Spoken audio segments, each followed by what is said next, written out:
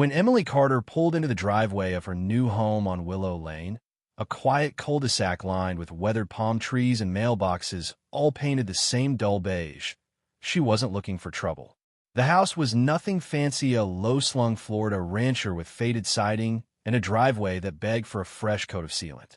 But for Emily, who'd spent nearly a decade trapped in overpriced downtown rentals, dodging landlords who thought a working AC in 100-degree heat was a bonus, this place was more than bricks and mortar. It was her stake in the ground, a chance to carve out a life on her terms. She'd scraped together every penny from a consulting gig with a Dutch clean energy outfit to buy it outright. No mortgage, no debt, just hers. Emily wasn't the type to shrink or simper to make others comfortable. She'd learned early that the world didn't hand out freedom, you had to claim it. So, the first thing she did after signing the papers was hire a contractor to slap a sleek solar array on her roof. Matte black panels, dual inverters, a lithium battery tucked in a locked shed by the breaker box. It was a masterpiece of independence. This wasn't just about SAVYing a few bucks on the power bill, though Florida's skyrocketing rates didn't hurt the math. For Emily, it was about breaking free from utilities that treated people like cogs in a billing machine. If she could control one thing in her life, it'd be her electricity. The system passed every inspection, got all the city and county stamps, and even earned a nod from the local utility confirming she was off their grid. She dotted every I, crossed every T, and paid extra for certifications to avoid any hassle. But what she didn't see coming was the NVY Cybele rulebook of Willow Lane. The street was a retiree haven. Folks who'd served VY vet hurricanes, raised grandkids, and attended HOA meetings like church. Emily, pushing 40, single, no dogs or lawn gnomes, didn't fit. She wasn't rude. She waved, kept her grass neat, nodded at the slow walkers at dusk, but she didn't linger for gossip or potlucks. In a place like this, keeping to yourself was louder than a megaphone. Trouble started small, with a flyer rubber banded to her doorknob. It was an NVY tatillon to a utility forum hosted by Linda Hayes, who lived 3 houses down in a place decked out with a floral mailbox and a live, laugh, love sign swinging on her porch. Linda had a way about her, polite, but with a smile that tightened if you didn't play along. The flyer pitched a third-party energy pooling plan, promising lower rates for centralized control. It screamed coercion dressed up in corporate jargon. Emily skimmed it, stuffed it in a drawer, and forgot about it. She didn't need their grid. A week later, Linda came knocking, her taps sharp and insistent. Emily cracked the door, already knowing the pitch. Linda, in a peach blouse, smiled like she was selling salvation. "Did you see the flyer? It's for the community's good." Emily kept it short. "I'm off-grid, fully permitted." "I'm good." She mentioned her certifications, thinking that had ended. Linda's smile flickered. "Well, dear, we all share the same land. Energy affects everyone." It was so absurd, Emily nearly laughed, but she just shut the door with a thanks. She thought that was that. She was wrong. The shift was subtle at first. Neighbors' smiles turned to stares. Cars parked too close to her curb, sometimes blocking her driveway. Her mail came late. Trash cans got skipped. Then, one night, a metallic scrape echoed near her back fence, too deliberate for a raccoon. Her driveway camera showed nothing. It didn't cover the yard. Emily wasn't spooked, just annoyed. She'd dealt with subtle power plays before in boardrooms, zoning meetings, tech circles where polite words hid sharp edges. But then came the cops. 2 officers, no sirens, just a knock and a claim. Someone reported her for stealing community electricity. They were polite, almost sheepish, checking her permits and breaker setup. One, a tired guy with a wedding band, shook his head. "Clean system." "We had a check, ma'am." Emily didn't ask who called. She knew. Sitting in her kitchen after they left. She wasn't mad yet, but she was awake. This wasn't about solar panels. It was about control, about punishing anyone who didn't bow to the neighborhood's unspoken code. Linda wasn't just a nosy neighbor, she was a gatekeeper, wielding feelings and a silent army of nodding retirees. Emily called her lawyer, not to vent but to arm up. If Linda wanted to fight, Emily would play, but she'd play smarter. 3 days later, She found plastic flags staked on her lawn, labeled Property Access Pending Survey. No logo, no number, just official-looking font. 2 more by her mailbox, an old meter. Her lawyer shot back. No legal basis, remove them. Emily pulled them up, snapped photos, and sent them over. That evening, she caught a guy loitering by her fence, staring at her battery shed.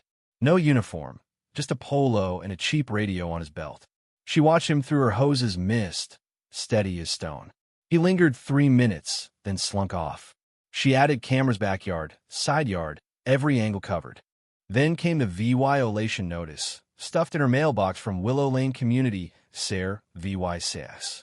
It accused her of unauthorized use of community infrastructure, claiming her solar setup caused a resource discrepancy.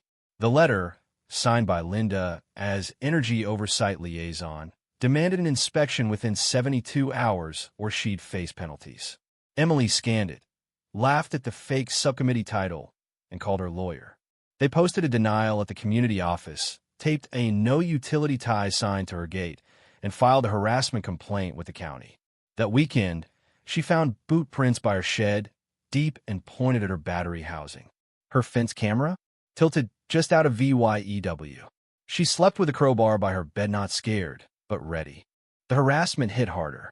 Her insurance company called, citing unapproved energy modifications. Then her mortgage lender flagged her property for zoning inconsistencies. Emily documented every call, every letter, and filed for injunctive protection to freeze any action against her home. But the real gut punch came at midnight, 3 nights after a fake lien notice slid under her door. A clinking sound pulled her from her desk. Through the window, she saw 2 figures in reflective vests by her old breaker box, headlamps glinting. She grabbed a flashlight, slipped into the garage, and threw open the side door, beam blazing. They didn't run. One stood, shielding his eyes. The other stayed crouched, fiddling with a grade of VYC wired to her panel. Utility maintenance, the standing one said, voice flat. Routine check. At midnight, without notice, Emily's voice was ice. That's bold. You're interfering with regulated infrastructure, he said, like he'd memorized it. Tampering's a felony. She aimed the light lower, catching the VYC non-standard gadget. Maybe a tracker or disruptor. 10 seconds to remove that and leave, or I call the sheriff for trespassing and tampering. They exchanged looks, ripped the VYC off, and walked to a white pickup idling nearby.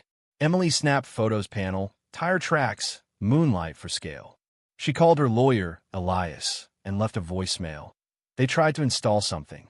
This isn't theoretical anymore. The next day, she filed a police report. The officer, skeptical but professional, paused at her photos. That's not regulation equipment, he admitted. Still, no plates, no names, no immediate action. Emily didn't care. She was building a fortress of proof. Linda's next move was a neighborhood email blast, calling Emily's home a non-compliant energy node, risking systemic instability. It was propaganda, pure and simple, signed by Linda as community liaison for sustainable energy integrity. Emily hit back, with Elias's help. Her reply was a scalpel listing every fake citation, every refuted claim, every county complaint, ending with, further false claims will be treated as defamation, subject to litigation. She copied the county commissioner and CIVYC groups. Within hours, 2 neighbors emailed apologies, offering statements. One, a gruff retiree, said, Linda's been at this for years. You're the first to fight back. But Linda wasn't done. Emily's lender flagged her property again, threatening her rate lock. She filed another motion, freezing actions against her home. The street grew quiet, neighbors avoiding her gaze. Then came a certified letter from a real municipal office, demanding a safety inspection under public risk statutes. Elias called it their Hail Mary. They're scared, trying to flip it to city authority. Emily was ready documents, footage, witnesses, all locked tight. Inspection day was humid, the sky heavy. 2 city workers arrived, one stiff, one nervous. Emily handed over a notarized folder. Permits, certifications, a cease and desist to Linda's committee. Elias stood beside her, calm but sharp. "No physical testing without a court order," he said. The workers glanced at her marked cameras, took perimeter photos, and left. 2 hours later, an email confirmed her property was clear. No action needed. The knockout came 3 days later. An anonymous whistleblower sent Elias a PDF internal emails from Linda's committee, plotting to destabilize Emily's setup to force a utility vote. One line burned: "She's dangerous because she gives others ideas." Elias forwarded it to the city. Linda was ousted from her subcommittee, no explanation. Her allies resigned. Her name erased from newsletters. The machine collapsed, not with a bang, but a whimper. Emily didn't gloat. She packed her legal files in a fireproof box, took down her signs, and kept her cameras rolling. A week later, a card appeared on her door. "Thank you for standing up." No name, just shaky ink. Willow Lane didn't heal its scarred. Linda's home wilted, her influence dust. Neighbors installed solar, quietly, no complaints. Emily started a private record, a guide for others facing the same fight. Word spread, slow and steady. A package arrived in spring, no sender. Inside, a wooden sign: "Autonomy isn't defiance. It's just not asking permission." Emily staked it by her shed, letting it weather. She was free, but not naive. The system that tried to break her would wait, regroup. She'd be ready, with precision, not rage. Willow Lane hummed on lawnmowers, sprinklers, waves or no waves. But Emily Carter was its spine now, unshakable hers. So what do you think? Was Emily a hero for standing her ground? Or did she stir up trouble in a quiet community? Should she have fought harder, maybe pushed for criminal charges against Linda?